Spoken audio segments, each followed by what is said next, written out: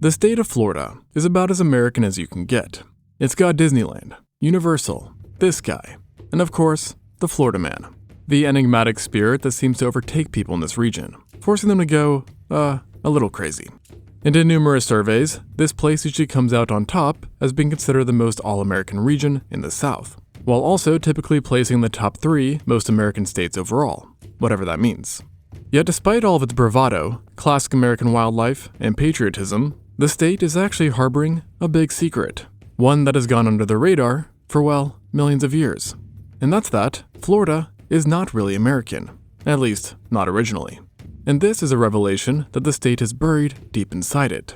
And I don't mean that in a figurative way, but rather a literal one. As if you walk along one of its shark-infested beaches, you can be assured you're walking on North American-grown sand. Or I guess, sanded sand. But when it comes to what the sand is on top of, and what's really beneath your feet, that is not American. And what I'm talking about is something known as the Florida Block. This geographical block is the lowest part of the state's physical body, starting 1.2 kilometers, or 3/4 of a mile, below the surface, and it extends all the way down to the bottom of Earth's crust, while the rest of Florida lies on top of it. And for the longest time, scientists reckoned that naturally, Florida was like any other good old southern state, being a stable extension of Laurentia, an ancient North American piece of crust that's been around for 500 million years. However, back in the 70s, data from seismic tests started coming back with some pretty unusual data, which suggested that the bottom of the state's bedrock wasn't actually North American, nor even South American, rather having come from all the way across the pond in Africa. Now naturally, this was quite a surprise, seeing that Africa today is, well, thousands of miles or kilometers away from America, leading some skeptics to retest the data, taking more concentrated images and checking the bedrock's geology and fossils. And the verdict? Well, that they were identical to those seen in a very specific part of Africa, concluding that the state, and therefore its prehistoric residents, hadn't always been North American, instead having joined the continent long after its creation, and thus begging the question of how did Florida make its way halfway across the world? And to answer this, we've got to rewind the clock by about 500 million years, bringing us to the very strange time known as the Cambrian. It marked a point in history when much of the world was unrecognizable, and vast oceans covered nearly all of the planet. In the center lay the large island of Laurentia, which as you know, would eventually turn into North America, while to the east, the supercontinent Gondwana rested. It was already millions of years old at this point, but still growing in certain areas, including the region that is today known as Northwest Africa. And it was here, along the shores, that through volcanic activity and marine sediment deposit, that Florida was born, stuck to the West African craton instead of the US, with tests finding the strongest affinity between it and Senegal. And even beyond geography, Florida was still nothing like it is today. No Miami beaches, no Everglades, no Florida Man, nada. It was actually very anti-human in general, with a climate being somehow hotter than today and the air less breathable, thanks to lower oxygen levels. Not to mention the constant spewing of lava from the exploding volcanoes, and the fact that the land was highly susceptible to mudslides left the area unsurprisingly quite barren. And suffice to say, life in the old Florida was minimal at best. However, you wouldn't have to worry about any of this, as Florida was actually completely submerged, and therefore no land animals. But things were still vibrant underwater, you could say, with a myriad of strange mollusks, arthropods, jellyfish, and trilobites calling the region home. And they would do so for millions of years, seeing that Florida was securely fastened to Africa and going nowhere, at least for quite some time. And it remained surprisingly unchanged over the next couple geological periods, the Ordovician and Silurian, with the only big change being that during the former, Florida, like the rest of the world, endured a super ice age that screwed over nearly all life. So there is that. And while animals had taken a major beating during this event, life as a whole still developed, with placoderms, acanthodians, and cartilaginous fish all having emerged during this time. While in general, the world also received its oldest known land animals, potentially, Campicaris and Pneumodesmus, both of which were small millipedes, who as you know, despite being the first animals on land, are still represented even today, including of course, in Florida. However, these little guys definitely were not chilling in Florida, seeing that it remained snugly underwater. And though Florida might start seeming a bit boring compared to the other parts of the world, interesting things were in fact happening, just not so much in the animal department, but rather the tectonic one. For it was during the Silurian that it truly began its journey towards becoming a part of North America. Now, any map of the world at the time would seem to suggest that all land on Earth was trying its best to quarantine from one another. And yet, unbeknownst to most, it was then that the tectonic plates started moving in directions that slowly but surely started pulling everything together. This became much more evident by the Devonian period, with most map models indicating a more cramped world, with even imminent collision on the horizon, just not right at the moment. After all, two ancient oceans existed which were standing in the way of unity, these being the Paleotethys and, more importantly, the Rheic Ocean. But there was no denying that it was shrinking and that things were ramping up fast, as besides colliding tectonic plates, life was getting a bit crazier too, including in Florida's shallow tropical sea, where placoderms of all sizes, shapes, and more importantly, diets, were likely reigning supreme. And based off of fossils found in Morocco, which was a part of the West African Craton as well, specific animals may have included members of the Dunkleosteoidea, while various sea scorpions were present too. Additionally, the area, given its depth, was likely home to expansive and alien-like reefs, which did harbor some animals that were safer for human-sized creatures, such as conodonts, bivalves, tube-like worms, and other fish. And though there was no dry land, if you were on a boat and made your way towards a shoreline, then it would be possible that in the distance you could make out along that shore Earth's very first trees and forests. Albeit, like the animals, you might mistake the shore for that of an alien planet, seeing that Devonian plants were a bit odd. And as the Devonian continued, you might have ended up spotting some more animals on land if you had really powerful binoculars, as the greening of the surface led to new environments and an increase in scorpions, spiders, and wingless insects, while the tetrapodomorpha were also undergoing diversification. If you are a perceptive individual, you'd probably notice another change, which being that if you stayed in the exact same spot for an extended period of time, emphasis on extended, you would notice that the beaches were a bit closer than before, because Florida was moving quick, along with the rest of Gondwana, and every day it drifted closer and closer to North America, until it happened, collision. There is a lot of discourse about when exactly the two met, but recently many believe it to have occurred during the Carboniferous, when Gondwana and Laurasia, the latter being the continent to which North America belonged to, smashed into one another, and thus fusing together, and finally bringing Florida into contact with its future home.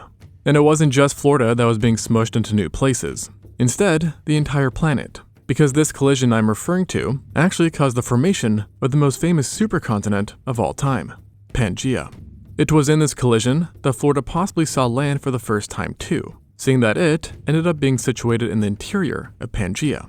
However, due to its low-lying nature and the higher water levels of the time, some believe it remained a shallow, warm sea. But whatever the case, you wouldn't want to be an animal in the area, as Florida was way too close to all the tectonic action for comfort. Specifically, it was near an area of intense mountain building that eventually gave way to the Central Pangaean Mountains, a vast mountain range that stretched across the entire midsection of the continent. It can still be visited today through its remnants, which include the Scottish Highlands, the Appalachian Mountains, and the Atlas Mountains. So yeah, pretty big. And therefore, earthquakes and volcanic activity were likely common occurrences in whatever was Florida. And even if you arrived on a chill day, there's a good chance that any life you would encounter would ruin your day regardless. As mentioned, we don't know for certain if the area is below or above sea level, but in both cases the Carboniferous still gave present Florida's wildlife a run for its money. As if underwater, you could expect a plethora of shark-like fishes, some of which could be both massive and freaky, numerous strange bottom dwellers, and then of course our old friends, the sea scorpions, who are still kicking at this point. Quite the hardy bunch. And then on the flip side, if any part of Florida was land, don't expect things to be much better. As though Florida today is known as the swamp state, it could have been the king of the swamps back then, seeing that coal forests were the dominant ecosystems during the Carboniferous, which were essentially never-ending freshwater swamps, where strange trees lied and giant creepy crawlies prowled the land. Or, well, crawled. And actually, sometimes flew too. And it wasn't just your worst phobias that lived in these swamps, since surprisingly, large tetrapods started to really diversify and emerge simultaneously, and thus making it quite tempting to flee to any visible fresh water in the area. But unsurprisingly, in super swamps, you end up with some pretty gnarly animals in the water too. In this case, giant predatorial fish and amphibians, to name a couple. So clearly, Florida of the past was the kind of place where one bad step would cost you. But that really hasn't changed. After all, Florida, and America in general, is frankly quite pricey. So if you wanted to take a trip to the touted most magical place on Earth, or real-life Diagon Alley, you better start saving. Thankfully though, we do have things like Coopert, which makes this a tad bit easier. And how, you may ask? Well, here's how. Basically, Coopert is a completely free browser extension that automatically finds and applies the best coupon codes, requiring no effort on your part. And the cherry on top, it's got you covered at over 200,000 stores, and it's also really easy to use. I mean, I was able to use it, which proves this point. And it works like this. First, you install the extension, and then, well, actually, that's it. Because at that point, you're already ready to go. And when you end up making a purchase, Coopert will automatically pop up, test codes, and then apply the best one for the most savings for you. And before you ask, yes, customers like Coopert much more than other big names in the coupon game, and they also offer support for Chrome, Edge, Opera, Firefox, and Safari. And right now, over 8 million people are using it, so maybe you want to check it out too. And now, back to the video. It turns out that the problem of not knowing the nature of Florida's wildlife, no pun intended, during the Carboniferous, is an obstacle not just unique to that time, as it applies to the next period too, the Permian, with there seemingly being no universal agreement on whether Florida was filled with mainly terrestrial or marine life. Some models show that as Pangea grew, Florida was pushed farther inland, suggesting that at least parts of it were above water temporarily, while others maintain that inland seas persisted, albeit if that was the case, they were likely extremely shallow. The Florida bloc, while still a part of Africa, was also much more smushed in to North America than previously, as the plates continued to push into each other, which was reflected by the central Pangean Mountains having reached their peak height during the Permian. It would also be around this time that you would really hope that Florida was still below water, as Permian terrestrial life tended to be a bit scarier than the marine life. At least that's what the fossils seem to indicate. And based off of that region of Pangea, you could expect the rulers to now be large animals, and in some cases, carnivorous synapsids, that were often more than big enough to take on any human-sized animal, and were adapted for an exceptionally brutal world. I mean, just the climate alone wanted to kill you, with temperatures being insanely high throughout most of the Permian. And in Florida, it would have really sucked, given its close proximity to the equator, with temperature spikes possibly sending daytime temperatures over 70 degrees Celsius or 158 degrees Fahrenheit, so nearly double the average highs seen these days, making it basically, if not literally, unbearable. And things would only get worse towards the end of the Permian, because it was around that time that the volcanic Siberian traps to the north started erupting with unimaginable fury. Now, they were far from Florida, but over time, the effects of continuous eruptions reached the state nevertheless, and Florida turned into a complete nightmare, even worse than today. Just kidding. And this was again not helped by its equatorial location, with temperatures rising yet again. And then on top of that, if you were somehow planning a time-traveling vacation, you better bring copious amounts of sun lotion as well, as the UV levels were soaring.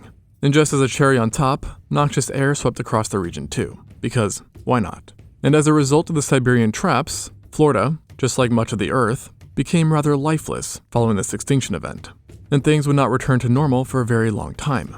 As while the Triassic was now upon us, the world was still recovering, with Florida remaining an extremely hot, inhospitable area that was still tightly smushed into the center of Pangea. And thanks to sea levels typically being lower during the Triassic, it's even more likely that certain parts of Florida saw land, with water levels actually being lower than present at given times. Now, once again, this isn't confirmed since we have no fossils, but assuming that Florida did see land, you could perhaps expect terrestrial life similar to what was seen in Morocco, which included animals such as phytosaurs, azendosaurids, rauisuchians, eodosaurs, amphibians, and dicynodonts. So in other words, while Florida is a tourist haven today, back then, not so much. Unless you're weird like me and wouldn't mind braving an extinct animal or two, if that means getting to see it in person. Additionally, dinosauriforms possibly called the area home too. Yet admiring their existence might have been challenging, as while Florida was hanging on for dear life to Africa, Mother Nature wasn't making it easy.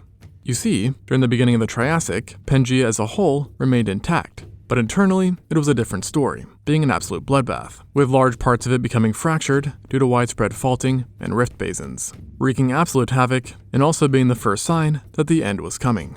These warnings eventually came to fruition in the final days of the late Triassic, some 200 million years ago, give or take, when Pangea finally threw down the towel and began to split for real, with Florida being at the front line. However, while it had entered the fray alongside Africa, it was not leaving with it. And as the plates drifted apart, the basement rocks have been basically sutured to North America, separating it from its African source, and causing it to trail the edge of the North American plate, finally switching allegiances, so you could say. And during this separation, its form also changed, with it becoming more like its appearance today. However, some old habits die harder than others, because during this breakup, the crustal rock started to cool down more than previously. And newsflash, cold stuff sink.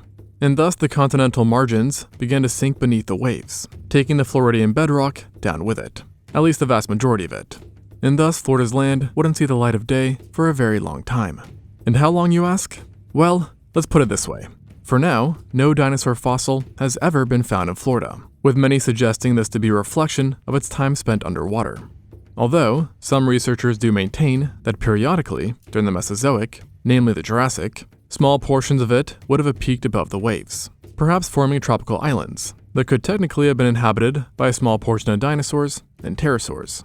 And though no marine fossils from the Jurassic are known of either, the leading thought is that plesiosaurs, ichthyosaurs, sharks, giant snails, cephalopods, and crustaceans all lived in its shallow waters. So land or not, there was still a lot going on. And we know this as Florida entered an important part of its calcium carbonate building phase, something that occurs when marine organisms die in mass over a very long period of time, and thus leading to their skeletons forming literal layers as they accumulated and became compacted. Pretty metal. And this never-ending fall of dead marine animals would continue well past the Jurassic into the Cretaceous, even picking up speed, as life in the area underwent immense diversification. The Cretaceous also happens to be the first time where people can unanimously agree on Florida's flood status, as sea levels greatly rose, leading to the entire state being flooded. And this is really putting it lightly, as in reality, a whole new sea formed where it lay, the Western Interior Seaway, which ended up splitting the entire continent in two. Now, Florida was located directly at the mouth of this seaway, and though no fossils from the Cretaceous have been dug up, the consensus is that it possessed a typical Western Interior Seaway environment, which is terrible news, as this seaway was the last place you'd ever want to be, period, with its waters giving birth to an endless supply of giant mosasaurs, sharks, predatory fish, titanic cephalopods, and plesiosaurs, rendering any trip to prehistoric Florida a disaster waiting to happen. Earth back then was also locked into a greenhouse state, and so the high sea levels seen in the interior seaway is something which would persist for millions of years, only starting to shrink towards the late Cretaceous, after the continent started to elevate through tectonic activity. But even then, Florida stayed submerged, not even seeing land following the end of the dinosaurs. And thus, while the rest of the world got to enjoy lots of new terrestrial mammals going into the Cenozoic, Florida did not. But what it did get was new marine life, and its very first fossils, as it was in the Paleogene that Florida's oldest known fossils were first deposited. To be exact, the Eocene epoch holds the state's oldest confirmed wildlife, which showed that the post-Mesozoic waters gave rise to hellish creatures, notably the long serpent-like whale Basilosaurus, Earth's first superpredator following the dinosaurs, and the megatoothed shark Otodus, which is the exact same genus that gave us animals such as the megalodon. However, the one in Florida was no megalodon, and rather Otodus angustidens, which could still be extremely large, possibly up to 12 meters or 39 feet long. And though not nearly as scary, sirenians and fish were also plentiful in the Eocene. And this environment seems to have been maintained for an extended period of time, until the greenhouse conditions eventually reversed, giving way to a full-on ice age, which happened during the early Oligocene and had monumental impacts on Florida. Because, as the ice age progressed, large sheets of ice formed in various parts of the world, thus lowering sea levels. And between 34 and 23 million years ago, certain areas of Florida were finally brought up beneath the waves once more. Now, of course, in typical Florida fashion, some of the state did actually remain below sea level, yet large islands and pieces of land definitely formed, as evidenced by the state's oldest confirmed land-dwelling animals, which included a variety of saber-toothed cats, oreodonts, primitive horses, camels, and bear dogs. Meanwhile, along its coasts, the primitive whales had disappeared, but new sharks had popped up to replace them, as well as new sirenians. And though marine animals were diversifying, they were also finding themselves losing ground in Florida, as ice pushed sea levels down more and more, eventually resulting in Florida finally merging with the rest of North America during the Miocene. The amount of land at this point still was not equal to what it is now, but it was fairly close, and this new connection led to an explosion of life, with the Miocene period of the Neogene representing just about the most chaotic point in Florida's natural history. As from one formation alone, we know that you could find rodents, giant canids, more bear dogs, mustelids, ground sloths, gomphotheres, artiodactyls, bats, perissodactyls, turtles, and crocodilians, with some of Florida's classic animals today actually living amongst them. And then along the beaches, it was pretty much the same old Florida. In other words, a bunch of sharks. Only these ones were on roids, as this time around, the megalodon had shown up. And you do not want to know how big that got. So clearly, Florida received an upgrade in the life department at this point. However, it wasn't a straight line up, but rather a roller coaster, which is quite fitting, as even during the Miocene, geological tests show that the state was periodically flooded as water levels fluctuated. But thankfully for its land residents, these floods would largely come to an end as the state entered its final epoch before the present, the Pleistocene. This time saw the Ice Age go from cold to bitterly cold, and water levels dropped even lower than before, and even lower than today actually, and thus leading to peak Florida, an era where the state's land was 2 times greater than presently. And along with more space, the climate was much different too, being colder and drier, leading to the formation of cool savannas and thinning woodlands, where mastodons, mammoths, saber-toothed cats, bison, wolves, giant beavers, and bears roamed. It was also around then that Florida received its first Floridians, from a human standpoint that is, as approximately 14,000 years ago, humans reached the state for the first time. And though many of the Ice Age animals would go on to disappear, and the water to slightly rise once again, people were there to stay. Thanks for watching, and until next time on ExtinctZoo.